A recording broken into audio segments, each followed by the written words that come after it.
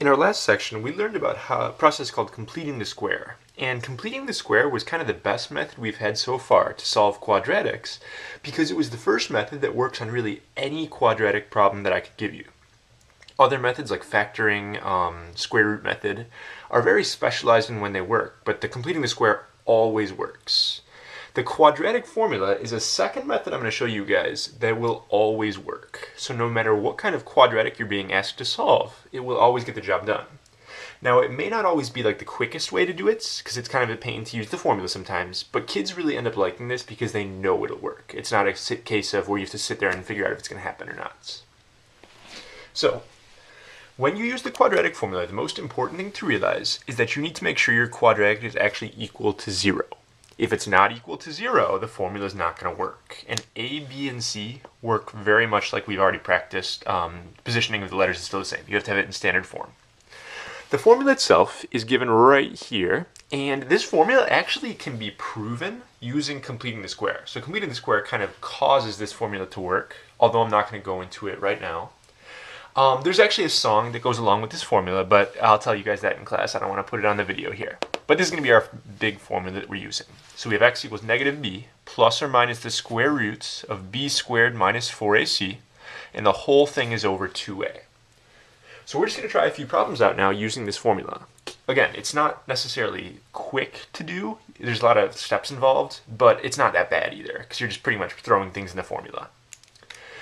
So in our first problem here, we want to solve this equation for x, and notice it's already equal to 0. That's a good thing. According to my formula here, I need to start out with a negative b, or opposite b. My b is a negative 5, so I'm going to put a positive 5 here in my formula. Then I put my plus or minus sign, my square roots, and when you do the inside of this square root here, this is where the mistakes will happen because it's very easy just to evaluate something incorrectly. I recommend to kids that they go ahead and do b squared before you even write it down. So I have to do negative 5 squared. I'm just going to make this a positive 25 right now, because if you leave the negative 5 squared, you might mess it up later on and make it a negative 25. Just realize this first number here will always be positive, no matter what we have going on for b, because when you square something, you get a positive. Similarly, with the second part here, kids will end up screwing up. They'll put negative 4 parentheses their a, parentheses their c, and later on they'll just mess it up. It's easier, I think, if you do this whole second part of the formula, minus 4ac, right now, and just put your answer in there. So what I mean by that is you're going to do negative 4 times a times c, and just put that answer right here. If your answer ends up being positive, you're going to put a plus. If it's negative, you put a minus. So negative 4 times my a is 1 times my c, which is 6, I'm going to get a negative 24. Sorry, let's see. Yep, negative 24 for that one. So I'm just going to put minus 24 there right away. It's going to stop me from making mistakes. So I really encourage you, do the b squared part, do the minus 4ac part, and just toss those two numbers in there. You'll cut down on mistakes that way. And this whole answer is going to be over 2 times a. And again, I'll multiply out 2 and a already. 2 times 1 is just 2. Now, once you get to this point, this might be a little different than what you were taught in algebra. Sometimes kids are a little shaky with this next step here. But what we're going to do here is actually split this off into two separate fractions here.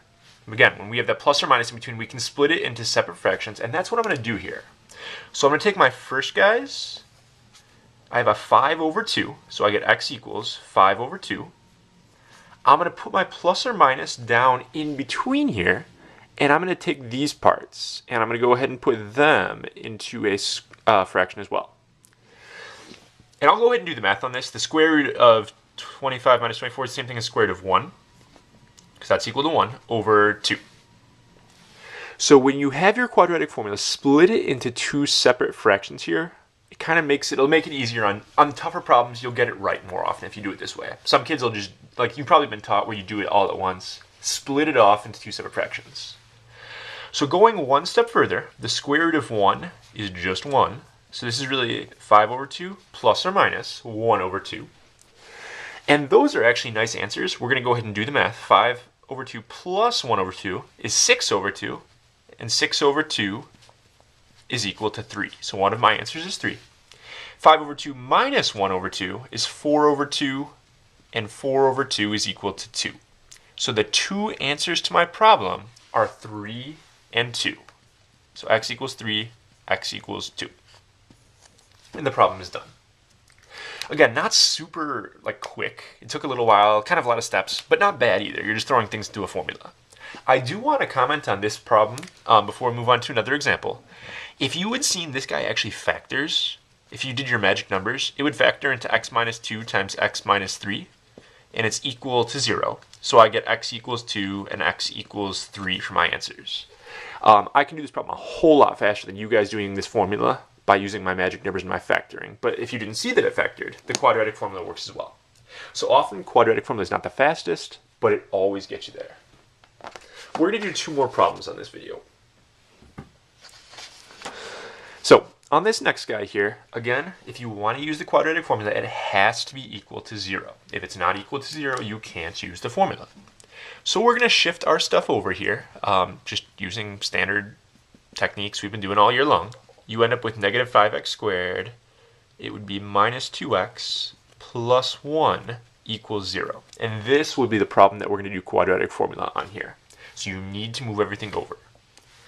So setting up my formula, x equals, it's negative b. In this problem here, my b is a negative 2, so I'm going to put a positive 2 up here, plus or minus the square root of b squared. So I'm going to go ahead and do my b squared, I get a 4. And I'm going to do minus 4 times a times c all right now, and put that number down. Negative 4 times negative 5 times positive 1 is going to get me a positive 20. So I'm just going to put plus 20 here. Over 2 times a, 2 times negative 5 is negative 10. Taking this one step further, now I'm going to split it into my 2 separate fractions. I'm going to get 2 over negative 10 plus or minus, and I'm going to take these two and make a fraction as well. Adding the square roots, I get the numbers under the square root. I get square root 24 over negative 10.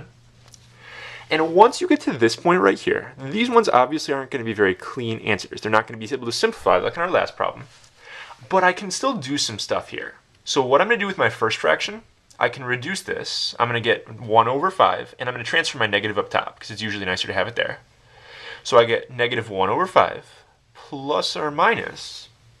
If I did a factor tree on my square root of 24, I'm not going to show it here. You'll get 2 root 6, though. So what I really have here is 2 root 6 over negative 10.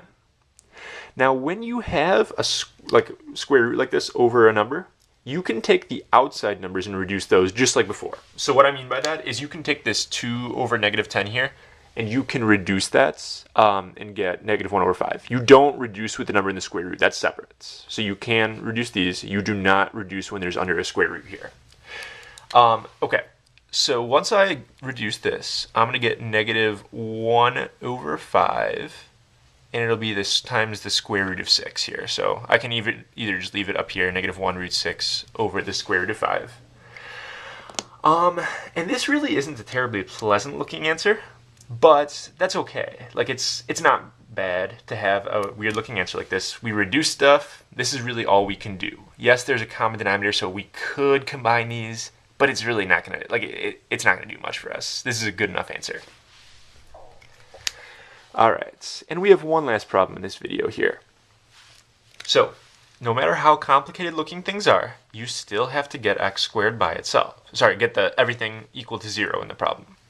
So I do my distributing, minus 6x plus 2, and I'm going to combine like terms and stuff, or there's nothing to combine, so I'll move things over to the other side. So minus 2x squared plus 6x minus 2.